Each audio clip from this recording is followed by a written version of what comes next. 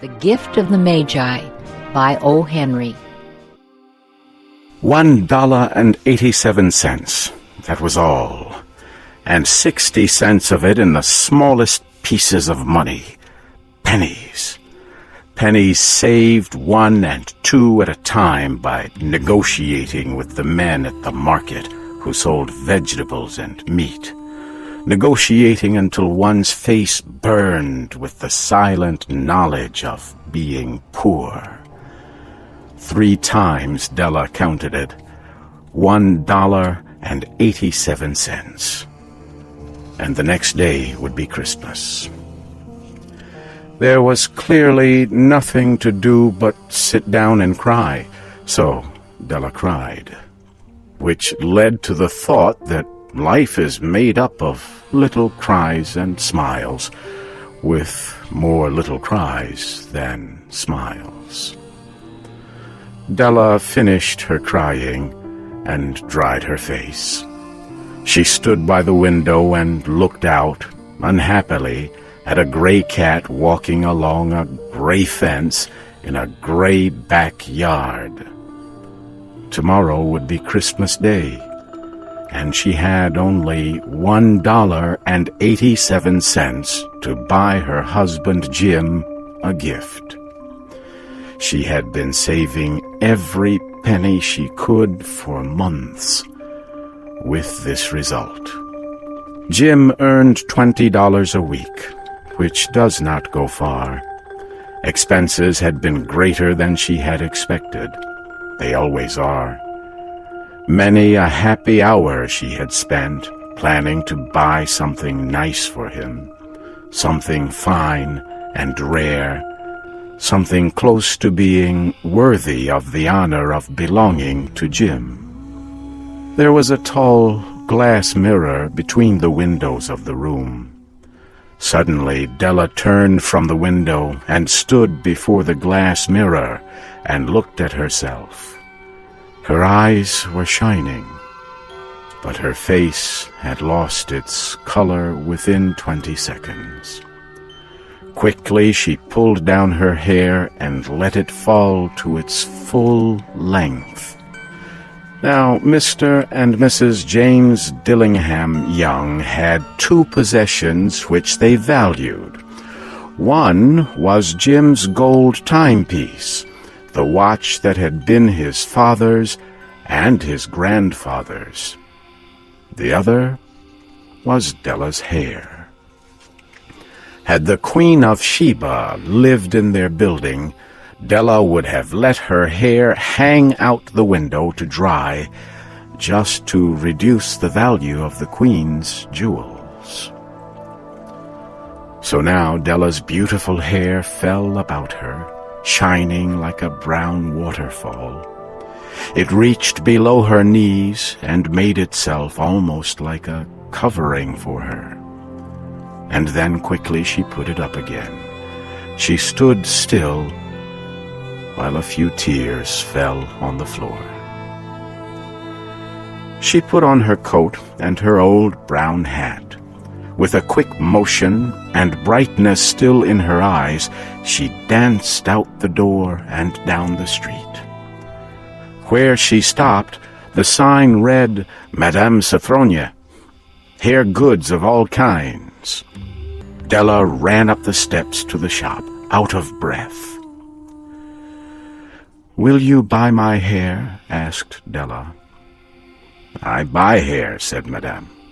"Take your hat off, and let us have a look at it." Down came the beautiful brown waterfall of hair. $20, said Madame, lifting the hair with an experienced hand. "Give it to me quick," said Della. The next 2 hours went by as if they had wings. Della looked in all the stores to choose a gift for Jim. She found it at last. It surely had been made for Jim and no one else. It was a chain, simple round rings of silver. It was perfect for Jim's gold watch. As soon as she saw it, she knew that it must be for him. It was like him, quiet, and with great value. She gave the shopkeeper $21, and she hurried home with the 87 cents that was left.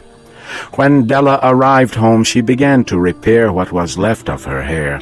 The hair had been ruined by her love and her desire to give a special gift. Repairing the damage was a very big job. Within 40 minutes, her head was covered with tiny round curls of hair that made her look wonderfully like a schoolboy.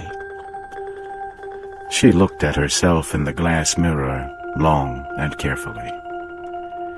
"If Jim does not kill me before he takes a second look at me," she said to herself, "he'll say I look like a song girl. But what could I do? Oh, what could I do with $1.87? At 7 o'clock that night, the coffee was made, and the pan on the back of the stove was hot and ready to cook the meat. Jim was never late coming home from work. Della held the silver chain in her hand and sat near the door. Then she heard his step, and she turned white for just a minute. She had a way of saying a little silent prayer about the simplest everyday things. And now she whispered, "Please, God, make him think I am still pretty." The door opened and Jim stepped in. He looked thin and very serious. Poor man, he was only 22, and he had to care for a wife. He needed a new coat and gloves to keep his hands warm. Jim stopped inside the door, as immovable as a dog smelling a bird. His eyes were fixed upon Della. There was an expression in them that she could not read, and it frightened her. It was not anger, nor surprise, nor fear, nor any of the feelings that she had been prepared for. He simply looked at her, with a strange expression on his face. Della went to him. "Jim, my love," she cried, "do not look at me that way. I had my hair cut and sold because I could not have lived through Christmas without giving you a gift. My hair will grow out again. I just had to do it. My hair grows very fast. Say Merry Christmas, Jim, and let us be happy. You do not know what a beautiful, nice gift I have for you." "You have cut off your hair?" asked Jim, slowly, as if he had not accepted the information, even after his mind worked very hard. "Cut it off and sold it," said Della. "Do you not like me just as well? I am the same person without my hair, right?" Jim looked about the room as if he were looking for something. "You say your hair is gone?" he asked. "You need not look for it," said Della. "It is sold, I tell you, sold and gone too. It is Christmas Eve, boy. Be good to me, for it was cut for you. Maybe the hairs of my head were numbered," she went on with sudden serious sweetness, "but nobody could ever count my love for you. Shall I put the meat on, Jim?" Jim seemed to awaken quickly and put his arms around Della. Then he took a package from his coat and threw it on the table. "Do not make any mistake about me, Dell," he said. "I do not think there is any haircut that could make me like my girl any less. But if you will open that package, you may see why you had me frightened at first." White fingers quickly tore at the string and paper.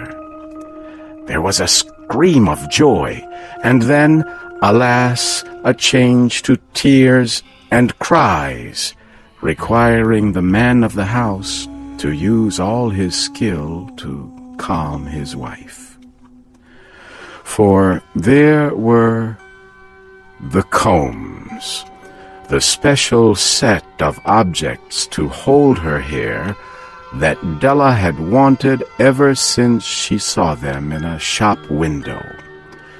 Beautiful combs made of shells, with jewels at the edge, just the color to wear in the beautiful hair that was no longer hers. They cost a lot of money, she knew, and her heart had wanted them without ever hoping to have them. And now the beautiful combs were hers, but the hair that should have touched them was gone. But she held the combs to herself, and soon she was able to look up with a smile and say, "My hair grows so fast, Jim." Then Della jumped up like a little burned cat and cried, "Oh, oh!" Jim had not yet seen his beautiful gift. She happily held it out to him in her open hands. The silver chain seemed so bright. "Isn't it wonderful, Jim? I looked all over town to find it. You will have to look at the time 100 times a day now. Give me your watch. I want to see how it looks on it." Instead of obeying, Jim fell on the couch and put his hands under the back of his head and smiled. "Dell," said he, "let us put our Christmas gifts away and keep them a while. They are too nice to use just right now. I sold my gold watch to get the money to buy the set of combs for your hair. And now, why not put the meat on?" The Magi were wise men, wonderfully wise men, who brought gifts to the baby Jesus. They invented the art of giving Christmas gifts. Being wise, their gifts were wise ones. And here I have told you the story of two young people who most unwisely gave for each other the greatest treasures of their house. But in a last word to the wise of these days, let it be said that of all who give gifts, these two were the wisest. Everywhere they are wisest. They are the Magi.